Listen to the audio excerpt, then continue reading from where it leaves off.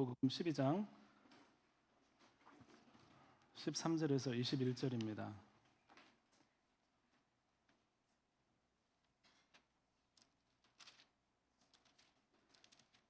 누가복음 12장 13절에서 21절 말씀입니다. 우리 한 절씩 교독하겠습니다. 무리 중에 한 사람이 이르되 선생님, 내 형을 명하여 유산을 나와 나누게 하소서 하니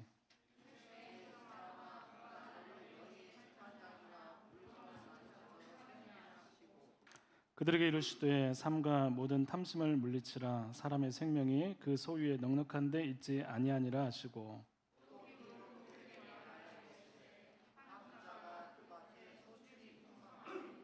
심중에 생각하여 이르되 내가 곡식 쌓아둘 곳이 없으니 어찌할까 하고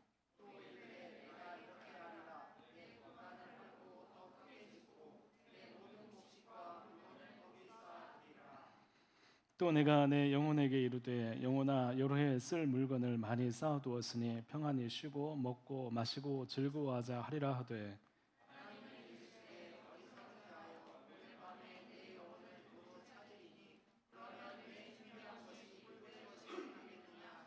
같이 읽겠습니다. 자기를 위하여 재물을 쌓아두고 하나님께 대하여 부여하지 못한 자가 이와 같으니라. 아멘. 할렐루야. 반갑습니다. 우리 한 주간 잘 지내셨습니까? 예. 더위가 좀 꺾였죠? 아직 아닌가요? 아직 아니면 물놀이 갑시다. 우리 옆에 분 같이 인사했으면 좋겠습니다. 잘 오셨습니다. 예. 사랑합니다. 사랑합니까? 예. 저 오늘 잘 오셨습니다.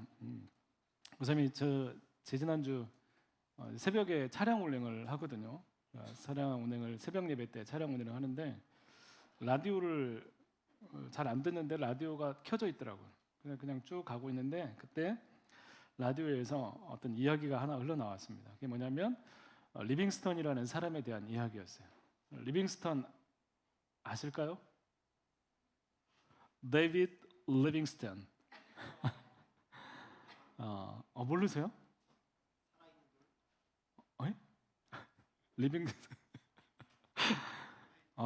리빙스턴이라는 분이 계세요. 1800년대 분인데 그때 이제 그 아프리카 선교 떠나서 탐험하기도 하고 또 선교를 했던 분인데 아프리카 선교의 선구자 역할을 감당했던 분이세요. 굉장히 유명한 분이세요. 알고 있는 줄 알고 얘기를 했는데 예, 그 리빙스턴 형제에 대한 이야기가 들려왔습니다. 데이비드 리빙스턴 1840년대에 이제 아프리카를 향해서 28세의 나이로 아프리카 선교를 여행을 떠나게 됩니다. 의료 선교사였어요. 의사였어요. 이분이 리빙스턴이 아프리카 선교를 이렇게 결심하고 떠난다는 이야기를 듣고 그의 형인 존 리빙스턴이라는 분이 계셨어요. 존 리빙스턴, 그 형이 찾아와서 왜 아프리카를 가려고 하느냐, 가지 마라. 나랑 같이 병원을 개업하면 탄탄한 앞날이 보장되어 있는데 아프리카를 왜 가려고 하느냐라고 설득을 했습니다. 그런데 데이비드 리빙스턴 이미 마음에 확고한 결정을 하고 아프리카를 향해 가려는 결심을 가지고 있었어요. 그때 그 형이 말합니다. 너는 아프리카에 가서 정글의 미개인들과 같이 뒹굴다가 거기서 묻힐 것이다. 그렇지만 나는 이곳에서 아주 유명한 의사가 될 거고 돈도 많이 벌 거야 라고 이야기를 했습니다. 데이비드 리빙스턴은 28세로 이게 선교사를 떠나서 33년간 아프리카 오지 땅을 찾아다니면서 갖은 고생을 하면서 선교 사역을 감당했습니다. 물론 그의 형은 돈을 많이 벌었습니다. 100년이 지난 후에 브리테니커 백과사전 알죠? 네, 그 사전이 백과사전이 있어요. 그 사전에 이 사람에 대한 리빙스턴 형제에 대한 어떤 그 백과사전에 실린 그 대목이 있는데 데이비드 리빙스턴 하고 그에 대해서 14줄의 글로 그가 선교했던 활동했던 그 기록에 대해서 그 자세하게 이렇게 기록이 되어 있습니다. 반면 존 리빙스턴은 어떻게 소개가 되었을까요? 데이빗 리빙스턴의 형, 이런 짧은 글로 한 줄로 이렇게 묘사가 된 것입니다. 그다음 이야기를 듣고, 이게 새벽이잖아요. 새벽에는 기분이 어떨 것 같아요? 많은 생각들이 있겠죠. 감성적이 되고, 졸린데도 안 난데도 많은 생각들이 있어요. 그 얘기를 듣고 많은 좀 생각을 했습니다. 그때 돈을 벌고 개업을 하고 이름을 날리고 하는 것들이 존 리빙스턴 굉장히 중요한 것 같았는데, 시간이 지나고 보니까 데이빗 리빙스턴의 삶이야말로 정말 가치 있는 삶이었다, 이걸 생각하면서 나는 지금 내가 중요하다고 생각하는 그것이 정말 중요한 것일까? 이런 생각이 들었습니다.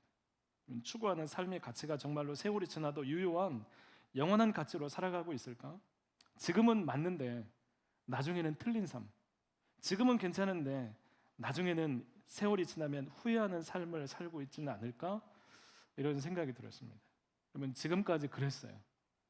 그때는 맞는 걸로 당면한 문제를 해결하며 살아왔는데 지나고 보면 왜 그랬을까 하는 일들이 너무도 많이 있었기 때문이에요. 오늘 어리석은 부자의 이야기를 말씀하시는 예수님께서 우리에게 언제나 후회하지 않는, 언제나 옳은 삶에 대해서 우리에게 말씀해 주고 계십니다. 하나님께 부유한 삶에 대한 말씀입니다. 여러분, 이 비유는 예수님이 말씀을 가르치실 때 한 사람이 불쑥 유산에 대한 불평을 하면서 예수님께 형의 유산을 나눠달라는 요청에서 나온 비유입니다. 당시에 유산 분배 법칙이 있었다고요. 장남은 얼마를 가져갈까요? 장남은 99%를 가져가면 안 되지. 장남은 3분의 2, 3분의 2, 재산의 3분의 1을 가져갈, 그렇게 분배를 하고 나머지는 3분의 1은 이제 그 다음 아들에게 이렇게 주어졌다고 합니다. 그런데 아마도 이런 것이 지켜지지 않아서 너무나 분노해서 예수님께 와서 부탁했던 것 같아요. 그러면 얼마나 마음이 그랬으면 예수님께 와가지고 말씀을 전하고 계신데, 예수님, 우리 형한테 좀 가서 내 재산 좀 달라고 좀 해주세요, 제 말을 안 들어요, 이렇게 했을 것 같아요. 그럼 당시 랍비들이 이와 같은 일들을 정리해주는 역할을 감당했는데, 예수님을 랍비 중 하나로 생각한 이 사람이 그렇게 요청을 한 거예요. 그럼 이 사람의 문제는 이 사람에게 굉장히 중요한 문제였을 수도 있습니다. 그런데 예수님은 그에게 책망한 듯한 투로 말씀하십니다. 뭐라고 말씀하시냐면, 이 사람아, 누가 나를 재판관이나 물건 나는 자로 세우느냐라고 말씀하십니다. 여러분, 이 말씀이 무슨 의미일까요? 그거 가서 얘기해 주는 거 어려워요? 가서 얘기할 수 있잖아요. 목사님한테 그런 얘기 부탁이 왔으면 목사님 어떻게 할까요? 아이고, 마음이 정말 힘들었겠네요 하면서 가서 제가 한번 만나볼게요 하지 않았을까요? 여러분, 이게 어려운 일은 아니잖아요. 가서 얘기해줘도 되잖아요. 근데 예수님께서 책망하시는 거 왜 그럴까요? 이 말씀은 예수님께서는 그보다 더 본질적이고 중요한 문제는 다가서지 않는 모습에 대해서 책망하는 거예요. 재산에 대해서, 물질에 대해서 너무나 분노하면서 다가오지만 정작 너무나 중요한 문제에 대해서는 그 문제에 대해서는 다가서지 않는 모습. 예수님께 나와서 물질의 욕심을 이루어달라는 요청에 대해서 거절하는 것을 말씀하시는 것입니다. 여러분, 뒤에요, 탐심에 대한 말씀을 하시는 것을 미루어 보건대 이 사람에게 물질을 얻는 것이 마치 살고 죽는 문제처럼 생각했던 것 같아요. 예수님, 이거 가서 말씀하지 않으면 저는 안 돼요. 이거 너무나 제 인생이 중요한 거예요. 마치 그 재산 분배에 인생에 걸린 것처럼 생각했던 것 같습니다. 여러분에게 재산 분배가 있어요. 여러분, 형제들이 있어요. 여러분, 돈이 있어서 재산 분배가 되는데, 여러분, 그것 때문에 여러분 싸우겠어요? 안 싸우겠어요? 싸울 거예요? 형제인데? 사랑하는 형제인데? 돈이 많으면 싸운다 그래요. 목사님, 돈이 별로 없어가지고 왜 싸우지 이해가 안 되는데, 돈이 막 억 단위 되고 막 이렇게 되면 굉장히 좀 분란이 일어난다고 그래요. 10중 8구 그렇다고 합니다. 여러분, 그러지 않았으면 좋겠어요. 사랑했으면 좋겠어요. 돈이 많으십니까? 예수님은 무리들에게 탐심에 대해서 얘기합니다. 모든 탐심, 모든 탐욕을 물리치라고 말씀하고 있어요. 그 탐욕과 탐심에 이끌려 그것을 마침내 성취하고 이루는 삶이어도 그것에 생명이 보장되지 않는다라고 말씀하고 있어요. 여러분, 이 말씀이 너무나 중요합니다. 우리 사람의 생명, 우리의 생명, 하나님이 주신 그 영생은, 구원은 결코 물질에 달리지 않았다는 거예요. 물질은 우리를 구원할 수가 없어요. 물질은 우리에게 영원한 생명을 줄 수 없어요. 여러분, 우리가 가진 소유에 우리의 생명이 달리지 않았어요. 우리의 존재가 달리지 않았어요. 혹 여러분에게 지금 내가 물질이 없어서, 혹은 변변치 못해서, 스스로 내가 초라하다고 생각해서, 그것이 나라고 생각해서 여러분 소유에 여러분을 비추어서 투영을 해서 여러분을 바라보기 시작한다면 그것처럼 비극적인 일은 없어요. 여러분, 그 소유가 여러분이 아니에요. 소유가 어떠하든지 여러분이에요. 여러분은 그 소유에 달리지 않았어요. 여러분, 기억하셨으면 좋겠습니다. 우리 원하는 것들과 버킷리스트가 있습니다. 한 번 사는 인생 어떻게 살고 싶어요? 한 번 사는 인생 어떻게 살고 싶어요? 멋지게? 어떤 게 멋진 거예요? 스포츠카 타고? 스포츠카.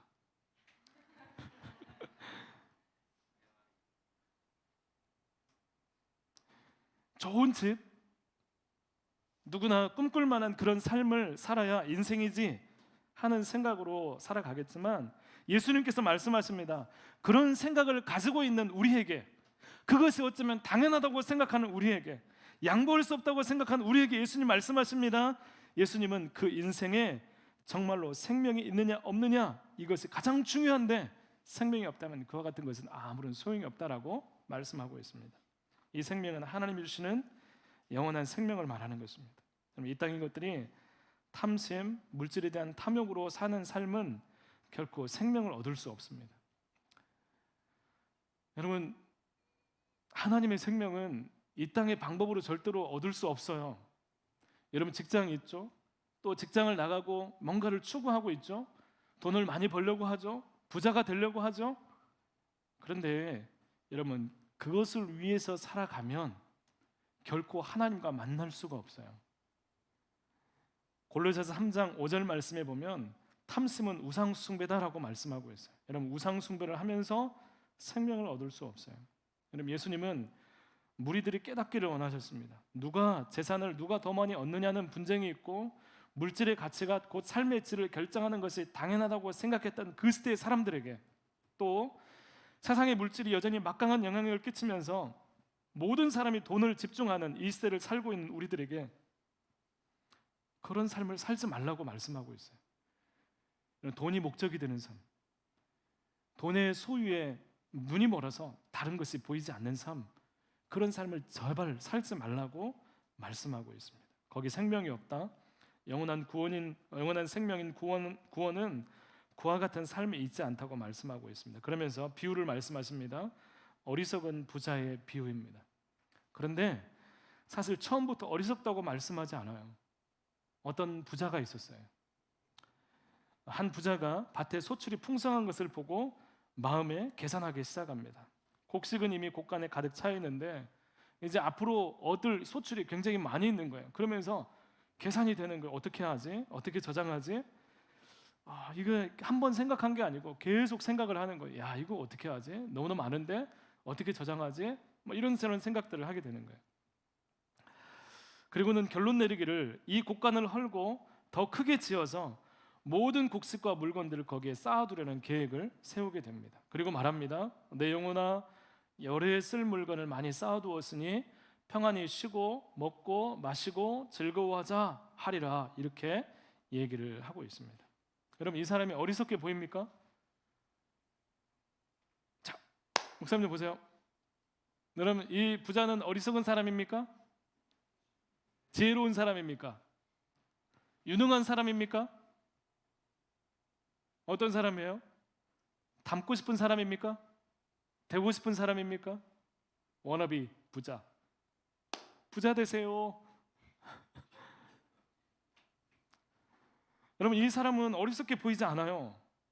왜냐하면 오늘날 우리가 많이 볼 수 있는 사람들이에요. 부정하게 축적한 것도 아니고, 소출이 많아서 장사가 잘 돼서 사업이 잘 돼서 이것저것 고민하다가 더 확장해서 저축해야겠구나, 더 많은 것을 좀 쌓아야겠구나 생각을 한 거예요. 이 큰 부를 지속적으로 유지하기 위해서 준비해 놓고 이제 안정적으로 살 수 있겠구나라고 생각을 한 거예요. 여러분, 세상에서 사람들이 부러워하는 성공의 삶입니다. 오늘 이 자리에 있는 청년들도 아마 성공하고 싶을 거예요. 돈을 많이 벌고 싶을 거예요. 여러분, 이것을 비유라고 생각하면서 우화처럼 동화처럼 생각하면 안 돼요.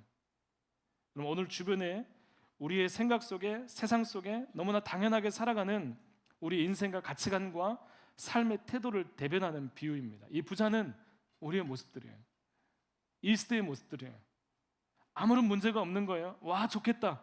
그런 부유한 삶을 살고 싶다는 생각이 들 때 갑자기 이 부자가 계산하지 못한 한 가지 일이 발생합니다. 야, 이제 계획을 세웁니다. 내 영혼아 편안히 먹고 즐기고 마시고 즐거워하자라고 계획을 세우고 내 영혼아 평안해라 막 하고 있는데 이 부자가 생각지 못한 일이 발생합니다. 그것은 바로 위에서 하나님이 그 부자를 향해서 말씀하시는 거예요. 우리 20절 말씀입니다. 같이 한번 읽어보겠습니다. 20절 말씀 같이 읽겠습니다. 시작. 하나님은 이르시되 어리석은 자여 오늘 밤에 내 영혼을 더도 찾으리니 그러면 내 준비한 것이 누구의 것이 되겠느냐 하셨습니다. 여러분, 이 부자는 볼 때는 다 완벽한 세팅처럼 보였어요. 그런데 이 부자가 생각지 못한 한 가지가 있었는데 그게 뭐냐면 하나님이 이 부자를 향해서 생명을 거두시겠다는 거예요. 하나님이 이 부자를 향해서 어리석은 자라고 말씀하십니다. 그동안 이 부자는 잘 사는 사람, 부러운 사람, 성공하는 사람, 사람들이 되고 싶어하는 그런 삶의 모형일 수 있었습니다. 그런데 하나님 뭐라고 말씀하시냐면 어리석은 자여라고 말씀하고 있어요. 이 부자는 세상에 부러움을 사고 자기 계획과 비전이 있고 힘을 다해 살았지만 하나님께 어리석은 자라는 평가를 받습니다. 왜 어리석은 자라는 평가를 받을까요? 왜 어리석죠? 이유가 뭘까요? 용호 형제 이유가 뭐예요? 여러분, 시편 14편 1절에 이런 말씀이 있습니다. 어리석은 자는 그 마음에 이르기를 하나님 없다 하도다, 이렇게 말씀합니다. 여러분, 이 부자가 왜 어리석다는 평가를 받습니까? 그 인생 가운데 하나님을 계산에 넣지 않는 거예요. 여러분, 자신의 인생에 하나님이 없는 것처럼 설계하고 살기 때문에 어리석다는 거예요. 여러분, 물질이 특별히 재물에 대한 탐심으로 하나님이 보이지 않아요. 여러분, 하나님이 보이지 않으면 누가 보이겠어요? 하나님이 없다고 생각하면 뭐가 보이겠어요? 나밖에 안 보여요. 또 물질밖에 안 보여요.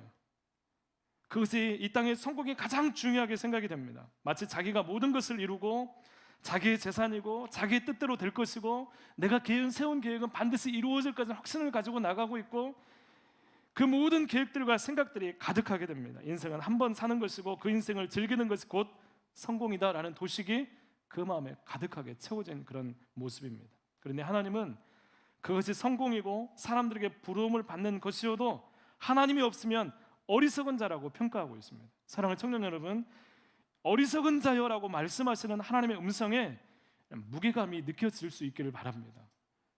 어리석은 자여, 하나님 말씀하세요. 돈을 위해서, 물질을 위해서, 온갖 세상을 위한 계획들만 가득한 우리들을 향해서 어리석은 자여라고 말씀하고 있어요. 물질과 하나님 사이에서 갈팡질팡하고 물질과 믿음 사이를 고민하는 것은 너무나 어리석은 모습입니다. 여러분, 하나님과 물질을 비교할 수 있어요? 없어요? 비교할 수 없는데 비교하는 거예요. 오늘 우리의 삶 가운데도 물질과 하나님을 비교하지 않습니까? 물질 때문에 하나님, 물질 때문에 말씀, 물질 때문에 성경을, 물질 때문에 믿음을 타협하고 그것들에 대해서 비교하면서 갈팡질팡하지 않습니까? 여러분, 만약 비교가 되고 있다면, 만약 갈등이 된다면 그것은 하나님에 대한 신뢰가 없는 것이고 하나님이 어떤 분인지 알지 못하는 사람이 분명합니다. 여러분, 하나님이 어떤 분인지 알면 우리 마음 가운데 나는 하나님 다른 것과 비교할 수 없어요 라고 고백하게 되는 거예요. 여러분, 하나님이 계시면 달라집니다. 여러분, 재물이 나를 이끌어가게 하는 것이 아니라 하나님이 이끌어가시고 하나님이 책임지시고 하나님께 모든 것이 달렸다는 것을 믿고 가는 것입니다. 하나님은 우리 영혼을 도로 찾으실 수 있는 우리의 주인이십니다. 여러분, 하나님이 찾으시면 언제든 우리의 삶은 거기서 멈추게 됩니다.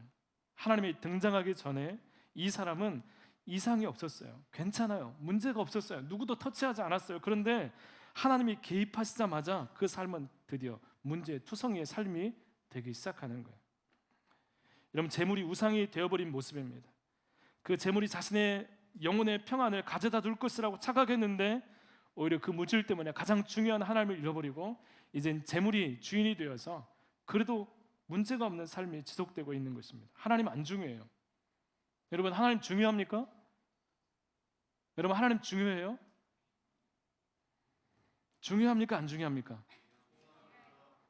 돈 앞에서 중요합니까? 재산보다 중요해요? 물질보다 중요해요? 여러분, 이것은 대충 대답하면 안 돼요. 사람 사는데 돈이 전부가 아니잖아요. 말은 그렇게 해서 마음속으로는 돈이 전부예요. 그러잖아요. 사람 보면서 저는 외모 안 떠져요. 그런데 외모는 꼭 봐야 돼요.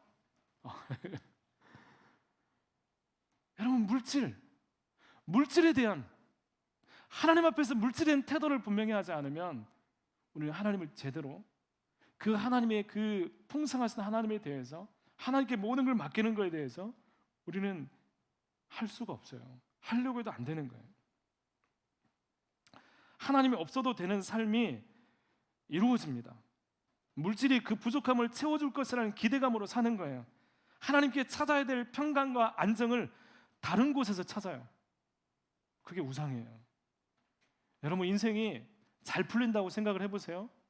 잘 풀린다고 해서 하나님이 아니라 다른 곳에서 계속 잘 풀리는 방향을 찾게 되는 것, 그게 우상이라고요. 잘 되어도 그것은 잘못된 거라고요. 여러분, 인생 가운데 잘 되는데 하나님이 없어요? 그 우상이라고요. 우리에게 중요한 건 뭐냐면 하나님이 계시냐 안 계시냐예요. 여러분, 이것을 놓치게 되면 다 가능해요. 하나님이 중요하지 않으면 다 가능해요. 다. 하나님이 없어도 되면 잘 되는 거 다 섭취할 수 있죠. 그게 망하는 인생이라는 것입니다. 여러분, 이런 삶을 여러분 두려워하시기를 바랍니다. 혹시 내가 잘 되기 위해서 하나님 버리고 있는가? 내가 성공하기 위해서 하나님을 멀리하고 있지는 않은가? 이런 삶을 여러분 경계할 수 있기를 간절히 소망합니다. 이러려고 우리가 사는 게 아니잖아요. 여러분, 우리 인생을 돌아보세요. 여러분, 돈을 위해서 살아가는 게 우리 인생입니까? 여러분, 그냥 살다가 어느 정도 부족함 없이 살고 그러다가 나이 들고 그렇게 죽는 거죠? 아니에요. 그렇게 살지 마세요.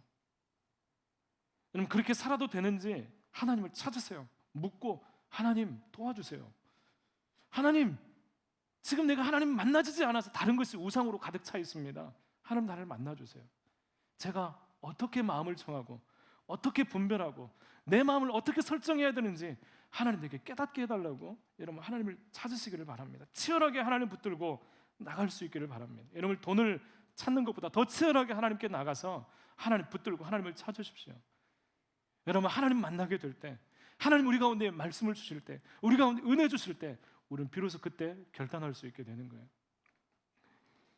여러분, 요한계시록 3장에 보면 라오디게아 교회가 나옵니다. 그 교회는 굉장히 물질적으로 부유한 교회였어요. 그 교회는 스스로 나는 부자요, 부유하여 부족함이 없도다 라고 자랑했습니다. 그런데 예수님이 그 교회를 향해서 책망하기를 뭐라고 책망하냐면 너는 스스로 부유하다고 하지만 너는 스스로 부유하다고 하지만 사실 그 실체는 너의 영혼의 실체는 어떠냐면 너 영혼은 지금 가난하고 너는 지금 곤고하고 가련하고 눈멀었고 벌거벗었고 알지 못하는 그런 상태에 있다라고 말씀하고 있어요. 나는 부자라고 생각했는데 나는 괜찮다고 생각했는데 하나님 보실 때 내 상태가 어떠냐면 그 상태가 어떠냐면 돈으로서 나는 괜찮다고 생각을 했는데 내 영혼이 헐벗고 굶주리고 알지 못하고 눈멀었고 하나님과 영적인 교제가 전혀 없는 그런 상태라는 것입니다. 여러분, 그들의 영적인 상태가 하나님 보실 때 그들의 실체가 부자인데 그 영혼은 말할 수 없는 참담한 지경에 이르렀음에도 깨닫지 못하는 것입니다. 여러분, 이것을 볼 수 없으면 돌이키지 못하는 거예요. 여러분, 돈이 인생의 전부가 아니라는 것 모르는 사람 있어요?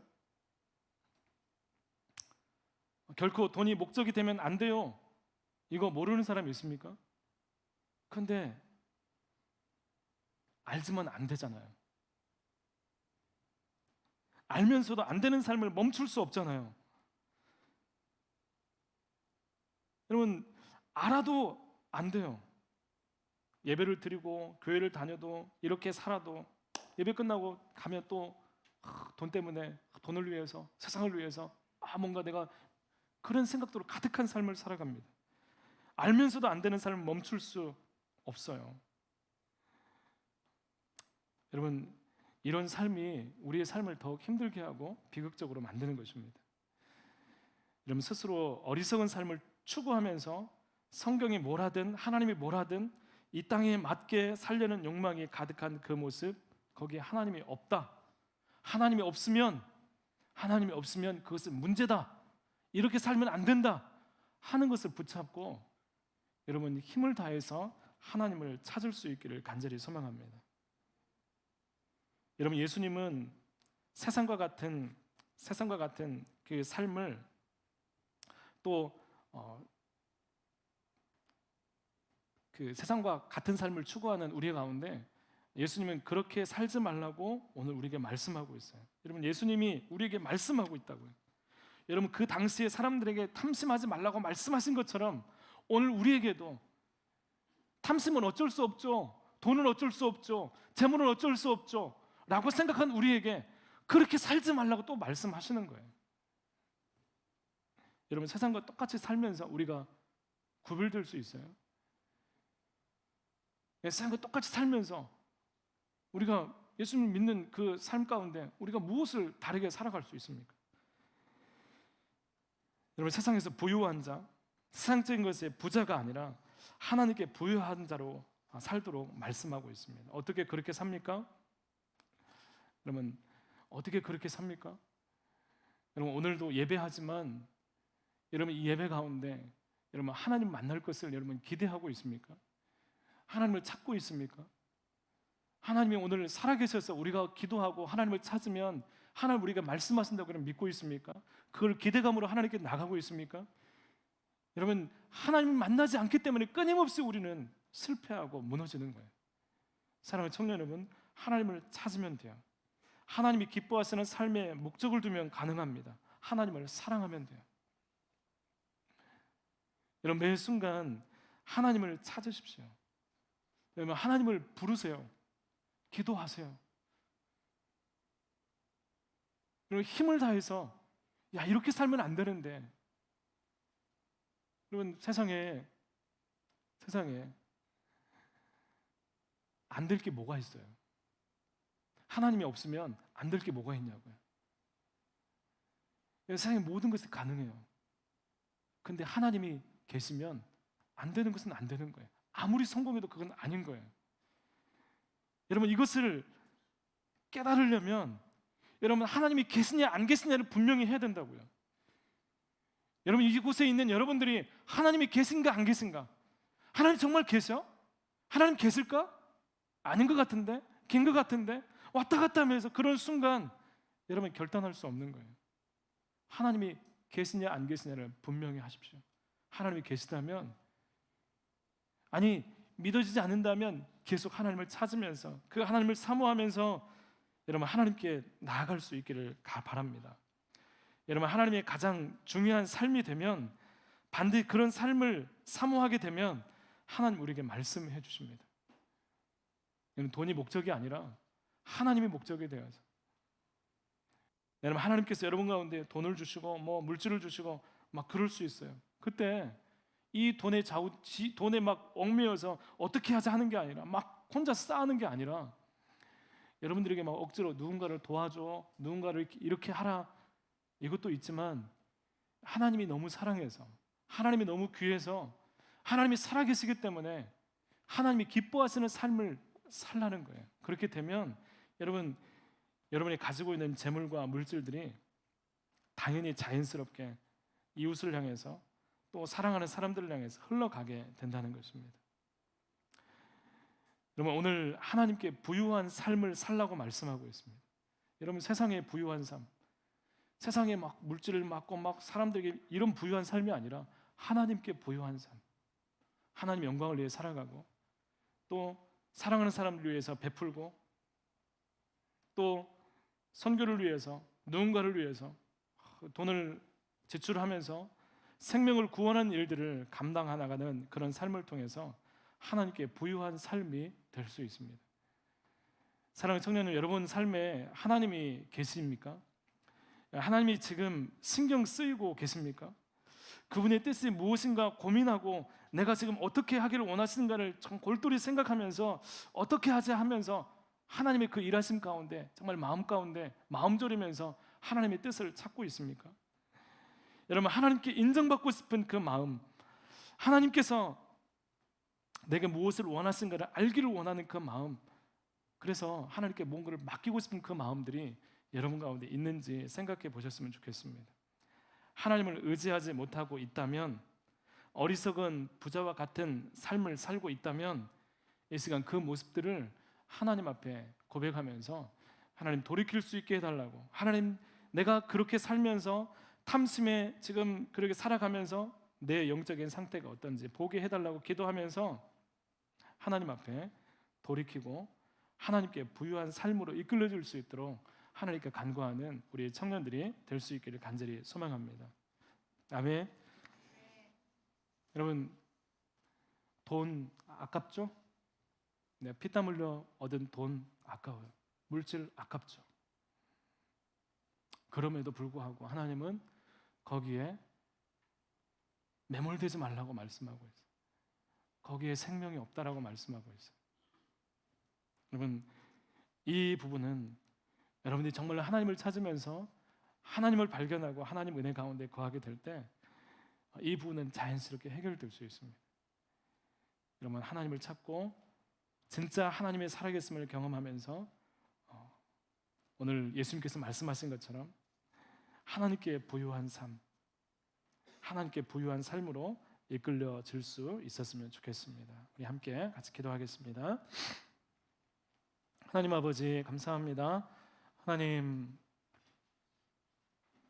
세상에 온통 잘 살고 또 여러 가지 물질들 또 재물들 거기에 집중하면서 살아가고 있습니다. 우리는 그것이 그렇게 거기에 집중하면서 그것을 위해 살면 안 된다고 하지만, 말은 그렇게 하지만 하나님 동일한 가치들과 동일한 마음으로 살아가고 있는 우리의 모습들을 발견합니다. 주님, 우리가 어떻게 살아야 됩니까? 어떻게 해야 됩니까? 우리에게는 길이 없고 우리에게는 알 수 없고 하나님, 우리는 그것을 어떻게 해야 될지 잘 모를 때가 너무너무 많이 있습니다. 그렇지만 하나님, 주님 앞에 나아가면서 하나님을 찾으면서 하나님 어떻게 할까요? 라고 하나님께 물으면서 나갈 때 하나님 그 삶 가운데 하나님 길을 열어주시고 어떻게 살아야 되는지 말씀해 주시는 주님의 음성을 들으면서 하나님, 어리석은 부자가 아니라 하나님께 부유한 자가 될 수 있도록 인도하여 주옵소서. 하나님, 우리가 정말 하나님 안에서 부유한 자로 살아갈 수 있도록 도와주시고 우리 청년들이 하나님 안에서 기뻐함으로 하나님 영광을 위해 살아가면서 하나님 정말 주님의 기쁘심을 위해 살아가면서 그 삶이 하나님 헐벗고 굶주리고 또 눈멀고 귀멀은 삶이 아니라 우리 영적으로 강건해지고 생명이 있는 삶으로 살아갈 수 있도록 도와주옵소서. 함께해 주시기를 원하오며 예수님 이름으로 기도드립니다. 아멘.